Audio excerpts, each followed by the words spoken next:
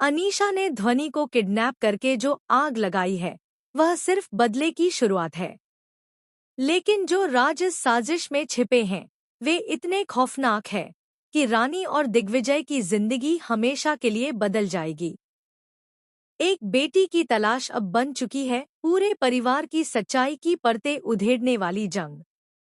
गोदाम में ध्वनि और अनीशा। ध्वनि अब बेहोश है। अनीशा उसकी नब्ज जांचती है और मुस्कुराती है। अनीशा, डर सिर्फ शुरुआत है। यह बच्ची अब मोहरा है मेरे सबसे बड़े खेल में। वो दीवार पर एक पुराना धूल भरा पेपर चिपकाती है। उस पर है दिग्विजय और रानी की शादी का नकली सर्टिफिकेट। अनीशा, यह शादी सिर्फ कागजी है और अब तुम दोनों को असली जहर मिलेगा। सच का। रानी और दिग्विजय का रहस्य उजागर होता है। रानी को नींद में एक सपना आता है। त्रिशा, दिग्विजय की पहली पत्नी, खून से लथपथ होकर कहती है, त्रिशा, स्वप्न में मैं मरी नहीं थी रानी, तुमसे सब कुछ छीनने लौट आई हूँ। रानी घबराकर उठती है। वह एक पुराना संदूक निकालती है जिसमें त्रिशा की तस्वीरों के पीछे एक खत मिलता है। खत में लिखा है, अगर यह खत पढ़ रही हो तो समझो कि मैं लौट आई हूँ और इस बार तुम्हारा सबसे बड़ा हथियार बनूंगी। राजीव का असली चेहरा सामने आता है। दिग्विजय राजीव के पुराने बैंक स्टेटमेंट्स निकालता है और देखता है कि राजीव सालों से किसी एंटी एंटरप्राइजेस से मोटा पैसा पा रहा था। दिग्विजय, एंटी? यह नहीं हो सकता। त्रिशा अब नवल ठाकुर बन चुकी है। ट्विस्ट यह है कि त्रिशा अब नवल ठाकुर के नाम से अंडरकवर करोड़ों की डील्स चला रही है और अनीशा को उसने ही ट्रेनिंग दी थी। Emotional mind games, public manipulation और मनोवैज्ञानिक अत्याचार की। नया किरदार ध्रुव का प्रवेश होता है, एक रहस्यमय युवक जो हमेशा रानी के आसपास दिखता था। अब सामने आता है। ध्रुव, मैं सिर्फ पड़ोसी नहीं हूँ रानी जी, मैं सीबीआई से हूँ। हमें शक है कि ध्वनि की किडनैपिंग एक बड़े चाइल्ड ट्रैफिकिंग सिंडिकेट से जुड़ी है और अनीशा महज एक प्यादा है। रानी सन्न होकर, तो मेरी बेटी अब एक राष्ट्रीय खतरे में है। अचानक एक रिपोर्ट सामने आती है, ध्वनि दरअसल रानी और दिग्विजय की जैविक बेटी नहीं है। उसका असली नाम आर्या है और वह त्रिशा की बेटी है, जिसे त्रिशा की मौत की रात अस्पताल से गायब कर दिया गया था।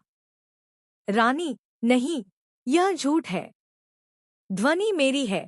ध्रुव, डीएनए टेस्ट झूठ नहीं बोलते रानी जी। त्रिशा बदला लेने के लिए अपनी ही बेटी को तुम्हारे पास छोड़ गई थी ताकि जब समय आए तुम्हारा दिल उसी से तोड़ा जाए जिससे तुम सबसे ज्यादा प्यार करती हो। रानी की मां, शांति देवी का रहस्य सामने आता है। शांति देवी अब अस्पताल में भर्ती हैं। रानी और दिग्विजय उनके पास जाते हैं। शांति देवी, कमजोर आवाज में, त्रिशा सिर्फ बदला नहीं चाहती, वह पूरा खानदान मिटाना चाहती है। और उसका अगला टारगेट ध्वनि नहीं, तुम दोनों हो। क्योंकि असली राज तुम नहीं जानते। ट्विस्ट, त्रिशा और दिग्विजय की शादी कभी टूटी ही नहीं थी। रानी के साथ शादी गैरकानूनी थी। दिग्विजय ने एक गुप्त संपत्ति के लिए त्रिशा को मरा हुआ घोषित करवाया था। त्रिशा का लाइव धमाका। एक दिन पूरे शहर की स्क्रीन पर त्रिशा लाइव आती है। उसके पीछे बंधी है ध्वनि। त्रिशा, रानी, दिग्विजय, मेरी बेटी को मैंने ही तुम्हारे हवाले किया था ताकि वह सीखे कि कैसे झूठे प्यार की दुनिया में जीते हैं लोग। लेकिन अब वक्त है असली रिश्तों को खत्म करने का। वह एक टाइमर सेट करती है। गोदाम में विस्फोट तय है। क्लाइमेक्स, मौत, बलिदान और सच्चाई। रानी, दिग्विजय, ध्रुव और पुलिस गोदाम पहुंचते हैं। बम निष्क्रिय करने की कोशिश होती है। तभी आती है अनीशा। उसकी आंखों में पछतावा है। अनीशा, मैं सिर्फ एक प्यादा थी। असली शतरंज तो त्रिशा ने खेला है। मुझे माफ कर दो। मैं ध्वनि को बचा सकती हूँ। वह बम रोक देती है।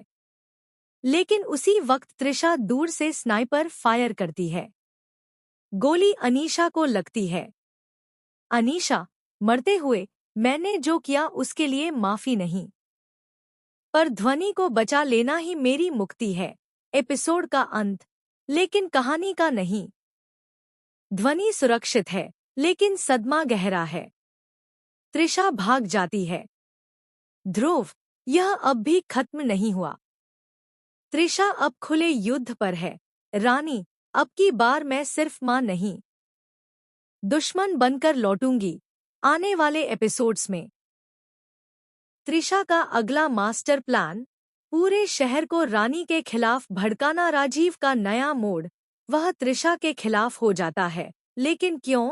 अनीशा का सच, क्या वह वाकई मर गई या यह भी एक प्लान है? देखते रहिए अनीशा, बदले की आग, क्योंकि जब तक हर झूठ का पर्दाफाश नहीं होता, तब तक सच्चाई अधूरी है। और अब कहानी जारी है। अगर आप चाहें तो मैं इसे डायलॉग फॉर्मेट में भी स्क्रिप्ट की तरह टाइप कर सकता हूँ।